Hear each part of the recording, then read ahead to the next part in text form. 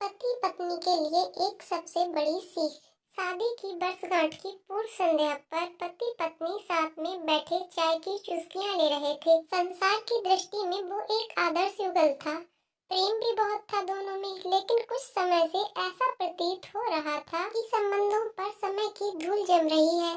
शिकायतें धीरे धीरे बढ़ रही थीं। बातें करते करते अचानक पत्नी ने एक प्रस्ताव रखा कि मुझे तुमसे बहुत कुछ कहना होता है, लेकिन हमारे पास समय ही नहीं होता एक दूसरे के लिए। इसलिए मैं 2 डायरियां ले आती हूँ और हमारी जो भी शिकायत हो हम पूरा साल अपनी अपनी डायरी में लिखेंगे।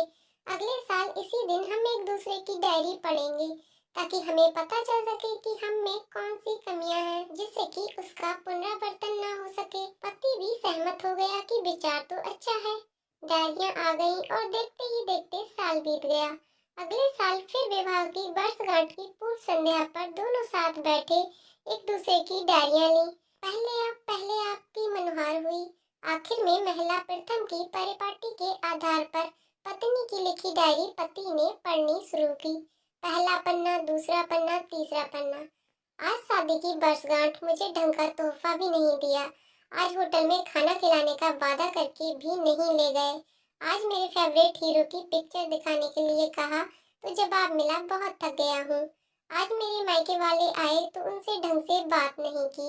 आज बरसों बाद मेरे लिए साड़ी लाए भी तो पुराने डिजाइन की। ऐसी अनेक रोज रोज की छोटी छोटी फरियादें लिखी हुई थी।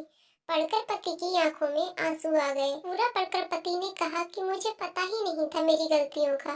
मैं ध्यान रखूंगा कि आगे से इनकी पुनरावृत्ति ना हो।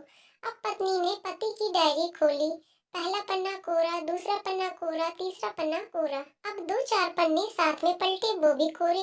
फिर 50-100 पन्ने साथ में पलटे, वो भी कोरे। पत्नी ने कहा कि मुझे पता था कि तुम मेरी इतनी सी इच्छा भी पूरी नहीं कर सकोगे। मैंने पूरा साल इतनी मेहनत से तुम्हारी सारी कमियां लिखी ताकि तुम उन्हें सुधार सको, और तुमसे इतना सा भी नहीं हुआ। पति मुस्कुराया और कहा, मैंने सब कुछ अंतिम पृष्ठ पर लिख दिया है। पत्नी ने उत्सुकता से अंतिम पृष्ठ खोला। उसमें लिखा था, मैं तुम्हारे मुंह पर तुम्हारी जितनी भी शिकायत कर लूं, लेकिन तुमने जो मेरे और मेरे परिवार के लिए त्याग किए हैं और इतने वर्षों में जो असीमित प्रेम दिया है, उसके सामने मैं इस डायरी में लिख सकूं, ऐसी कोई कमी मुझे तुम में दिखाई ही नहीं दी। ऐसा नहीं है कि तुम में कोई कमी नहीं है, लेकिन तुम्हारा प्रेम, तुम्हारा समर्पण, तुम्हारा त्याग उन सब कमियों से ऊपर है। मेरी अनगिनत अक्षम भूलों के बाद भी तुमने जीवन के प्रत्येक चरण में छाया बनकर मेरा साथ निभाया है। अब अपनी ही छाया में कोई दोष कैसे दिखाई दे मुझे। अब रोने की बारी पत्नी की थी। उसने पति के हाथ से अपनी डायरी लेकर दोनों डायरियां अग्नि में सुहा कर दी, और साथ ही सारे गिले शिकवे भी। फिर से उनका जीवन एक नव परिणित युगल की भांति प्रेम से महक उठा।